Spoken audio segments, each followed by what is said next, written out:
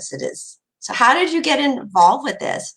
How did you figure out this biographical design versus just, not saying just interior design, but like it's a big difference. This is like an elevation of, instead of your home is just beautiful, it's like it represents you and both of you. Yeah. Well, when we first started out, my husband Ruben and I were both coming from architecture.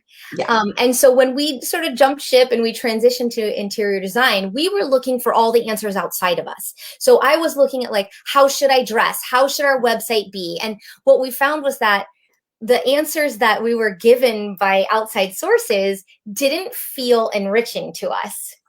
And we had come from the architecture world, doing roof details, for example. I remember one time designing a roof detail for hours and hours and hours, and then presenting it to the client for a municipal project.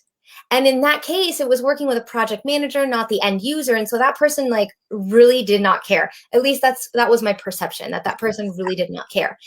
And that left me feeling empty inside. Like I was pouring all this passion and heart into what I was doing, and then feeling empty at the end of the day. And that just, it stuck with me. And it was an emotional like energy state that I did not ever want to be in. And I hated it. I hated that energy state.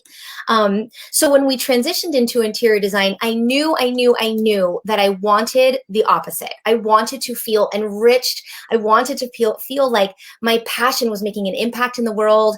I wanted to feel like I was in contribution.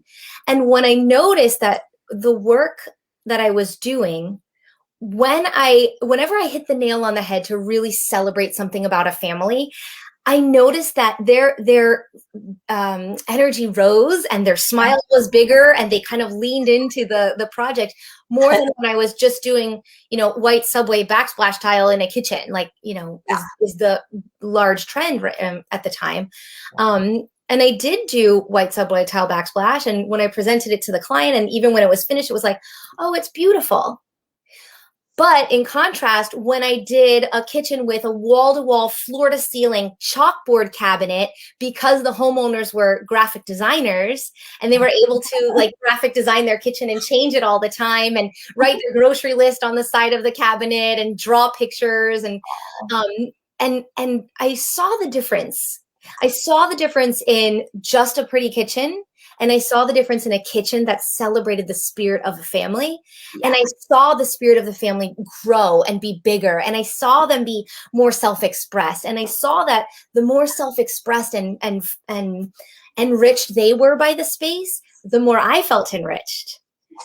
So that was like a beautiful kind of so it sounds like you integrated not just design, not just form, function, purpose, and all of that, but you're integrating the essence of who they are and how they're going to use the house in their full glory and their highest. Love it. Yeah, and what I always say is form and function have to follow people.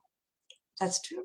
Because if form and function doesn't follow a person, meaning the person comes first to define the form and the function, then in my philosophy, that's a flat project. Yeah.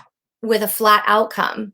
And if the outcome is flat for somebody, then I have seen in my experience that it doesn't call them forward to be even more them.